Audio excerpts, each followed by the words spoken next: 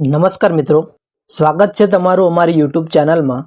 મિત્રો, આરટીઈમાં એડમિશન લેવા માટે જે બાળકોના ફોર્મ ભરાયા હતા તે ઘણાને રિજેક્ટ થયા છે।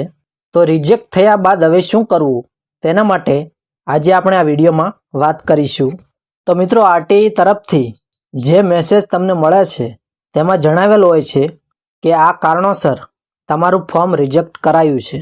તેમાં ઘણા બધા કારણો હોઈ શકે, જેમ કે ડોક્યુમેન્ટ અધૂરા હોવા, કે ફાઇલ ખોટી અપલોડ થઈ ગઈ હોય, જન્મ તારીખના દાખલામાં નામમાં ભૂલ થઈ ગઈ હોય, બાળકનું આધાર કાર્ડ અપડેટ થયેલું ન હોય, તો આવા કારણોસર ફોર્મ રિજેક્ટ કરવામાં આવેલ છે। તો આરટીઈ દ્વારા આવા ઉમેદવારને તારીખ 21/4/2025થી તારીખ 23/4/2025 સુધી આમ 3 દિવસનો સમય આપવામાં આવ્યો છે। તે દરમિયાન તમે તમારું ઓનલાઈન ફોર્મમાં ડોક્યુમેન્ટ અપલોડ કરી શકો છો। તો મિત્રો, જો તમારે ડોક્યુમેન્ટમાં ભૂલ હોય તો જરૂરથી અપલોડ કરી દેવા, જેથી તમારું ફોર્મ એપ્રૂવ થઈ જાય। તો મિત્રો, જો વિડીયો સારો લાગ્યો હોય તો વિડીયોને લાઈક કરો અને આવા જ વિડીયોને જોવા માટે ચેનલને સબસ્ક્રાઈબ કરો। ધન્યવાદ।